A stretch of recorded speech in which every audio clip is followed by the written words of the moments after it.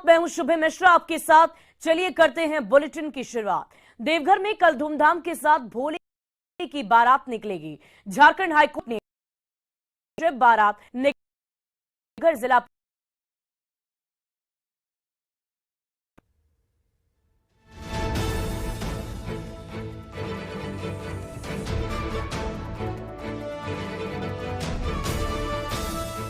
Jharkhand high court का वो फैसला आ गया है जिसका इंतजार भोले के भक्त बेसब्री से कर रहे हैं। गोड्डा के बीजेपी सांसद निशिकांत की PIL अदालत ने मंजूरी मोहर लगा दी, तो बीजेपी सांसद निशिकांत दुबे की उस अपील को खारिज कर दिया जिसमें उन्होंने 7 किलोमीटर लंबे और नए रूट से शव बारात निकालने की अनुमति मांगी थी। पर भी भोले के बाराती उसी जाने पहचाने रास्ते से बारात लेकर गुजरेंगे जिससे वो सालों से आते जाते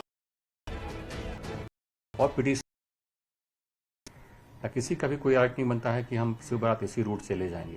ये जिला प्रशासन का ये निर्धारण करने का अधिकार है। इसको कोर्ट ने माना और रिट याचिका पे किसी भी तरह से इंटरफेरेंस करने से इनकार किया।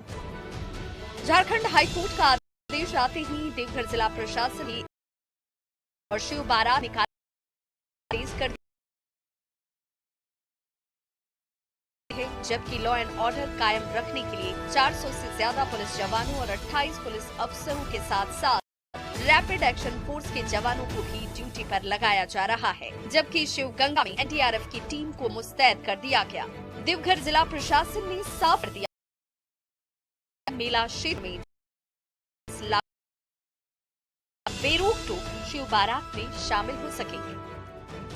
144 को जो है हम लोग विड्रॉ कर दे रहे हैं जिला प्रशासन के द्वारा, लेकिन अन्य जितने भी पहले से जो चली आ रही जो जितने भी जो नियम है वो सारे रहेंगे और रूट का बदलाव में ऑलरेडी हम लोग शिव बारात समिति के साथ समन्वय में है। शिव बारात के पूरे रूट में एडिशनल फोर्सेस का डिप्लॉयमेंट किया है। कुल मिला के लगभग 400 एडिशनल पुलिस ऑफिसर्स, लगभग 2800 एडिशनल और एक फोर्स की, और जो शिव बाराती हैं और जन दर्शक हैं।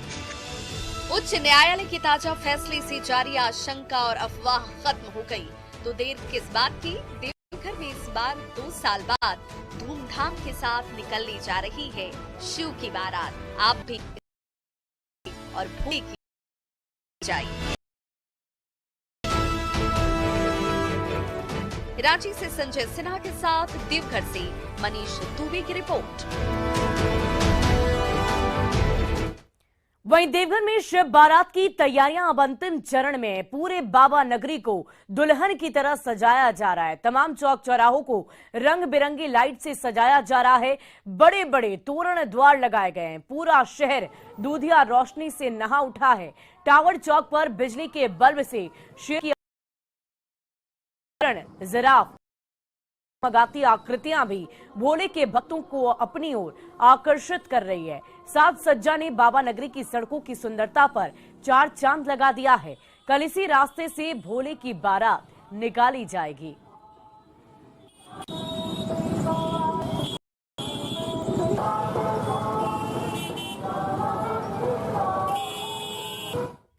वहीं पलामू के पाकी में लगातार दूसरे दिन शांति व्यवस्था बनी रही। मुस्लिम समुदाय के सदस्यों ने घर पर ही शुक्रवार की नमाज अदा की और कल शिवरात्रि पर भी सुरक्षा बल वहां पर मुस्तैद रहेंगे।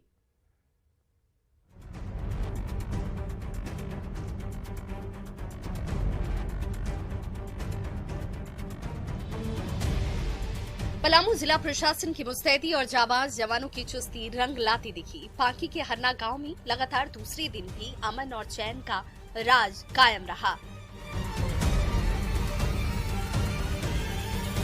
अशांति फैलाने वाले 13 उपद्रवी सलाखों के पीछे कैद रहे, तो बाकी के उत्पाती किसी कोने में दुबके रहे। जबकि पलामू पुलिस और रैफ के जवान पांकी की गली गली में सुबह से लेकर शाम तक फ्लैग मार्च करते नजर आए, ताकि शांति और सद्भाव को भंग करने की साजिश रच रहे उत्पाती तत्व अपनी हरकत से बाज आ जाएं। कोने कोने पर नजर रखने के लिए ड्रोन कैमरे की मदद ली जा रही है।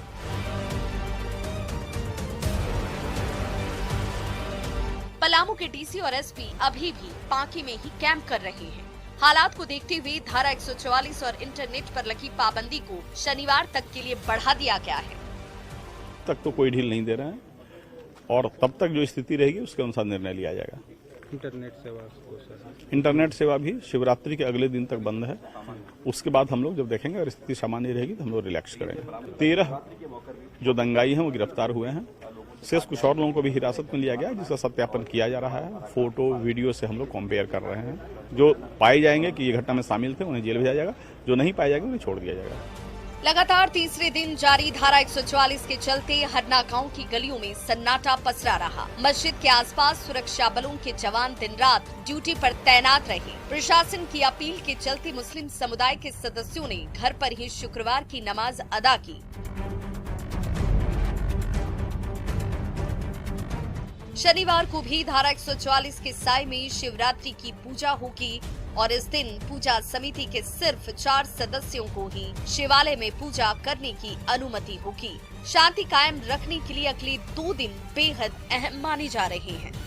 144 अभी भी लागू है। वो सबसे अनुरोध किया कि 144 का पालन जरूर करें सब लोग, और कल के लिए भी हम लोग एक्सपेक्ट करें कि ऐसी सिचुएशन रहे। नमाज पीसफुली हो रही है, जैसा कि मीटिंग में तय हुआ था वैसा ही हो रहा है सब? जी जी वैसे ही हो रहा है।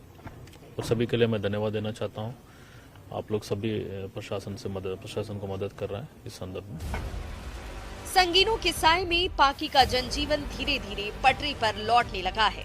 उपद्रवियों पर प्रशासनिक सख्ती से असामाजिक तत्वों में खलबली मची है, तो पाकी की जनता भी पुलिस और प्रशासन से सहयोग करती नजर आ रही है।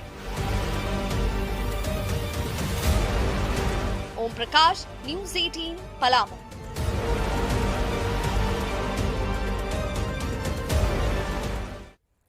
और झारखंड के नवनियुक्त राज्यपाल सीपी राधाकृष्णन ने चेन्नई एयरपोर्ट से देर शाम रांची के बिरसा मुंडा एयरपोर्ट पहुंचे, जहां मुख्यमंत्री हेमंत सोरेन समेत कई मंत्रियों और अफसरों ने उनका गर्मजोशी के साथ स्वागत किया है। इस मौके पर उन्हें गार्ड ऑफ ऑनर भी दिया गया।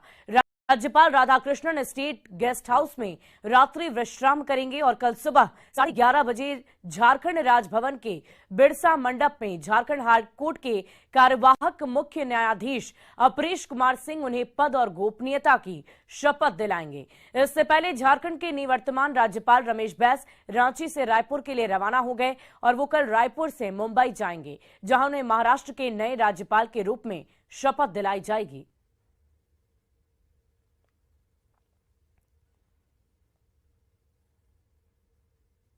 और झारखंड के स्वास्थ्य मंत्री बन्ना गुप्ता ने नवनियुक्त राज्यपाल सीपी राधाकृष्णन का स्वागत किया है। मीडिया से बात करते हुए उन्होंने कहा कि नए राज्यपाल और राज्य सरकार के बीच समन्वय बना रहे और झारखंड प्रदेश विकास की नई ऊंचाई पर पहुंचे, यही उम्मीद रहेगी। महामहिम राज्यपाल हमारे संवैधानिक संस्था की सबसे प्रमुख कड़ी है, प्रमुख है राज्य के। निश्चित तौर पर इनके आने से जो हमारी संवैधानिक संस्थाएं वो मजबूत हो और राजहित में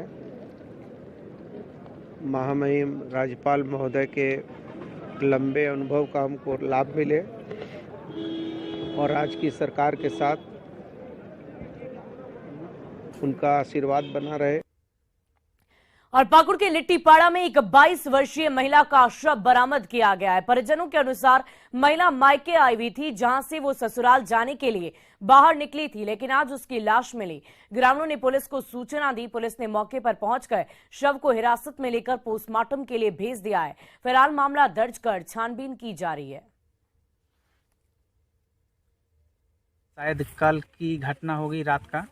इसके पिताजी जो लड़की का है वो ग्रामीण को पूछताछ कर रहे थे कि मेरी बेटी घर से बाहर निकली है फिर आई नहीं है, तो ऐसा लग रहा है कि इसे मारकर इधर फेंक दिया गया है। अभी तक पुलिस क्या कर रही है इसके में? अभी इसका तो अभी तत्काल तो इसको पोस्टमार्टम कराया जाएगा, उसके बाद जो भी जिस संलिप्त जितने भी व्यक्ति हो गए उन पर कार्रवाई किया जाएगा।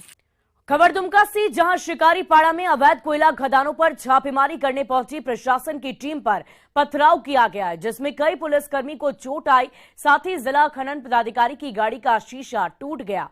दरअसल अवैध खनन में लगे ढोल नगाड़ों के साथ जुट गए और प्रशासन की टीम को चारों तरफ से घेर कर पथराव कर दिया। लोगों के विरोध के कारण खनन टास्क फोर्स की टीम को लौटना पड़ा। प्रशासन को सूचना मिली थी कि हरिण सिंह वन क्षेत्र में अवैध रूप से सुरंग और खदान से कोयला निकाला जा रहा है और इसी को लेकर पुलिस और वन विभाग छापेमारी करने पहुंची हुई थी। शिकारीपाड़ा के हरिण सिंघा में अवैध रूप से उत्खनन की शिकायत थी। उसकी जांच करने और उसको भरने के लिए हमारी पूरी टीम गई हुई थी और कुछ गड्ढे भरे भी गए थे, लेकिन ग्रामीणों का विरोध के बाद हम लोग पुनः लौट आए हैं। आगे की कार्रवाई के लिए फिर हम लोग प्रयास कर रहे हैं। खनन टास्क फोर्स के द्वारा थाना प्रभारी, मैं खुद और जिला खनन पदाधिकारी और जो भी पुलिस प्रशासन की टीम है, हम लोग शिकारीपाड़ा थाना क्षेत्र के हरिण सिंघा क्षेत्र में गए हुए थे। अवैध कोयला जो भी है खदान, उसको डोजरिंग के लिए, और उसी में हम लोग 5 मोटरसाइकिल कोयला के साथ जब्त किए हैं। एक व्यक्ति की गिरफ्तारी की। और बोकारो की चास नगर निगम कार्यालय में संवेदकों ने जमकर हंगामा किया। इस दौरान सभी ने जूनियर इंजीनियर के खिलाफ नारेबाजी की और संवेदक ने जूनियर इंजीनियर पर सिक्योरिटी डिपॉजिट के कागजात में साइन करने के लिए 5,000 रुपए घूस मांगने का आरोप लगाया है। साथ ही उनके साथ गाली गलौज और धक्का मुक्की की गई। संवेदक ने इसकी लिखित शिकायत अपर नगर आयुक्त को की है। अपर नगर आयुक्त ने मामले की जांच कराने की बात कही है। वहीं जूनियर इंजीनियर ने आरोप को पूरी तरह से निराधार बताया है। यहाँ टेंडर हो रहा था और हमको जो है तो एगो SD रिलीज करवाना था, तो विश्वास साहब नाम का एगो जेई है, उन्हीं से साइन करवाने गए। तो वो साइन के बदले मांगे 50% की 50-50 बांट लीजिए। हम बोले सर हम पहले तो अति कर चुके हैं, अब इसमें क्या करें, ये SD है, इसी पर जो है तो बोले नहीं तो इससे नहीं होगा। हम बोले सर कर दीजिए। इसी पर वो कुछ बात बोले और उसके बाद जो है तो गाली गलौज करने लगे और धक्का मुक्की किए। संवेदक हैं, वो SD साइन कराने के लिए लेके आए थे, तो उसका साइन से पहले हम लोग स्थल विजिट करते हैं। उनके द्वारा कहा गया कि नहीं आप ऐसे ही कर दीजिए, जो जबरदस्ती करने लगे और साइन कराने की कोशिश कर। नहीं, ऐसा कोई आरोप नहीं है। आरोप लगाया गया कि कन्या अभियंता विश्वास कुमार महतो द्वारा पैसे की मांग करने के बारे में लिखा हुआ है, धक्का मुक्का करने का आरोप है। ऐसे आरोप की वीडियो तो हम लोग जांच करा लेते हैं। जांच करके जो भी प्रतिवेदन प्राप्त होगा उसके आलोक में कार्रवाई किया जाएगा। वहीं झारखंड में फर्जी राशन कार्ड का बड़ा खुलासा हुआ है। खाद्य आपूर्ति विभाग के द्वारा चलाए गए स्पेशल ड्राइव में 50,000 से ज्यादा राशन कार्ड को निरस्त कर दिया गया है। यह आंकड़ा फरवरी माह में मात्र 15 दिन चलाए गए विभागीय अभियान का है। राशन कार्ड जांच के दौरान मृत व्यक्ति के नाम पर राशन का उठाव करने का खुलासा हुआ। खाद्य आपूर्ति मंत्री रामेश्वर उरांव ने बताया कि लगातार मिल रही शिकायतों के बाद यह अभियान चलाया गया है। वहीं पीडीएस दुकानदारों का कहना है कि जब तक राशन कार्ड में लाभुक का नाम दर्ज है, उसे हर हाल में राशन देना ही पड़ता है। ऐसे को फर्जीवाड़ रोक कार्ड को अपडेट करना होगा। देखिए बहुत गड़बड़ी है विभाग में, धीरे धीरे इसको शुद्ध करना पड़ेगा, है ना। जैसे राशन कार्ड लाभुक लोग हैं, मल्टीपल कार्ड्स, कई कार्ड बनवा के रखे हैं। पिता के नाम है, सब परिवार का, उसमें बेटा के नाम पे बनवा दिया, उसमें फिर पिता का भी नीचे नाम है सदस्य के रूप में, और कई जगह से बनाया हुआ, 2-3 जगह से बनाया। अनियमितता इस तरह की बढ़ती है। यदि कार्ड में 5 आदमी का नाम है, 5 आदमी में से कोई आदमी आया, उसका अंगूठा मशीन स्वीकार कर लिया, हमको उसको देना है। यदि उसमें किसी का नाम दिया तो चढ़वा देते हैं, नहीं दिया तो ऑफिस को उस आदमी, वैसे भी ऑफिस को मेंटेन देखना चाहिए था कि जो 6 महीना से लगातार 7 महीना से राशन नहीं ले रहा है, उसका राशन कार्ड खुद ब खुद डिलीट कर देना चाहिए।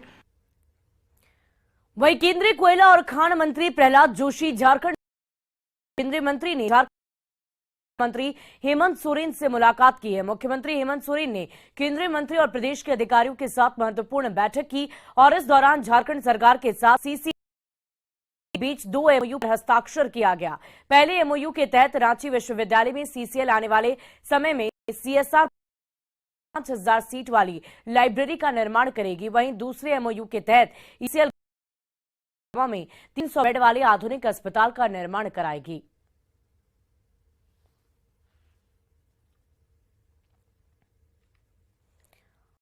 और खबर निवासियों के साथ नए फैशन से सजे ट्रेडिशनल कपड़ों की डिमांड अब बढ़ती ही जा रही है। रांची के बुनकरों के हाथों से तैयार ये कपड़े देश के प्रधानमंत्री भी पहन चुके हैं। फैशन के ट्रेंड में इन कपड़ों को बेहद लोकप्रिय माना जा रहा है। और अधिक जानकारी दे रही हैं संवाददाता रूपाली त्रिपाठी। पहनावे से काफी तस्वीरों डिजाइनर ये जो कपड़े हैं वो देश के प्रधानमंत्री तक भी पहुंचे हैं और राज्य के मुख्यमंत्री भी इस पहनावे डिजाइंड महिलाओं के जो कपड़े हैं जो आज किसी भी ब्रांड से कम नहीं है। बता दें कि ट्राइबल जनजातियां जो है 32 जनजातियों में से 8 जनजातियों को ये कपड़े जो हैं अंकित करते हैं, चिन्हित करते हैं। बता दें शान है, काफी कुछ प्राउड भी फील होता है। अभी के आदिवासी सभी जग चुके हैं और सभी यूज करते हैं ये सब कपड़े में, बहुत अच्छा फील होता है। देखा जा रहा है कि जो नॉन ट्राइबल्स हैं वो भी काफी इन कपड़ों को अपना रहे हैं। जी हाँ, बिल्कुल। बाहर के जो के भी और बाहर के भी नॉन ट्राइबल लोग बहुत इस एक कपड़ों को यूज कर रहे हैं। अट्रैक्शन भी होते हैं बहुत सारे। कौन सा पहुंचा है? जी मैडम, ये उनके द्वारा पहुंचा है पीएम तक, जो कि पगड़ी लिए हुए थे, एक गमछा भी लिए थे। बहुत अच्छा प्राउड फील हुआ हमको उनके बाद। है इसमें खुद से बनाया हुआ रहता है, खुद से बुनाई किया हुआ रहता है, खासियत है इसमें और काफी देखने में भी काफी खूबसूरत भी लगता है। आपने देखा कि किस तरीके से पिछले 3 साल इतना ज्यादा क्रेज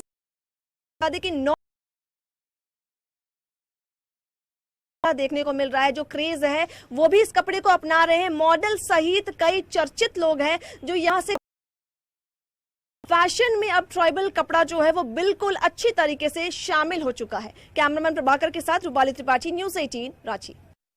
और इसी बीच राजधानी रांची से आपको बड़ी जानकारी दे दे, जस्टिस कुमार मिश्र बने हैं जस्टिस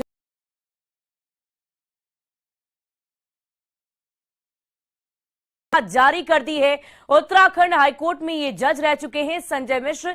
ये बड़ी जानकारी आपको दे रहे हैं। राजधानी रांची से विधि और न्याय मंत्रालय की तरफ से अधिसूचना जारी की गई है और मुख्य न्यायाधीश के तौर पर अब रांची में जस्टिस कुमार मिश्र चीफ जज, तो उत्तराखंड हाईकोर्ट में ये जज रह चुके हैं। संजय मिश्र अब झारखंड हाईकोर्ट में मुख्य न्यायाधीश होंगे।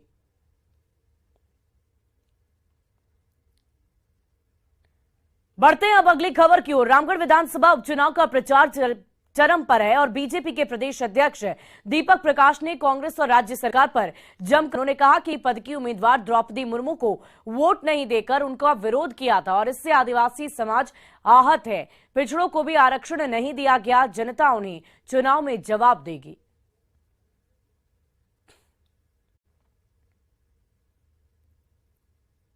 जिस द्रौपदी मुर्मू के उम्मीदवार और राष्ट्रपति पद की उम्मीदवार उसका और यहाँ के विधायक ने उसके खिलाफ मतदान किया था। एक आदिवासी महिला राष्ट्रपति न बने इसके लिए कांग्रेस के विधायक ने यहाँ पर विरोध किया था, उनके खिलाफ मतदान किया था। जनता आहत है, आदि समाज आहत है, पिछड़ा समाज आहत है। और पिछड़ा समाज आहत इसलिए है कि पिछड़े हक और अधिकार से उनको आरक्षण से मुक्त किया गया, इसलिए पिछड़े समाज में भी दर्द है। और इसी बीच राजधानी पटना से आपको बड़ी जानकारी दे दी। आईजी विकास वैभव ने नोटिस का जवाब दे दिया है। गृह विभाग की एसीएस को उन्होंने जवाब दिया। आईजी ने डीजी पर लगाया था और उनकी तरफ विकास वैभव ने सोशल मीडिया पर, ट्विटर पर टिप्पणी की थी।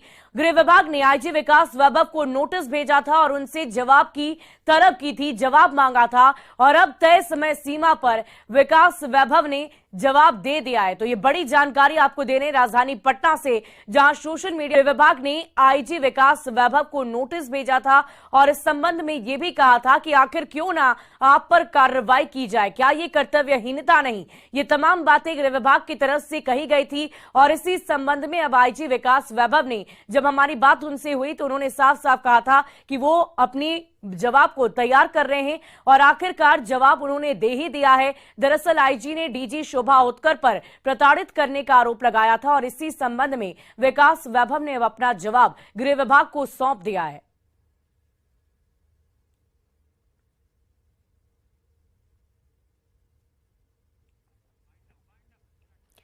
और फिलहाल इस बुलेटिन में अभी के लिए बस इतना ही, लेकिन न्यूज़ 18 बिहार झारखंड पर खबरों का सिलसिला लगातार जारी है।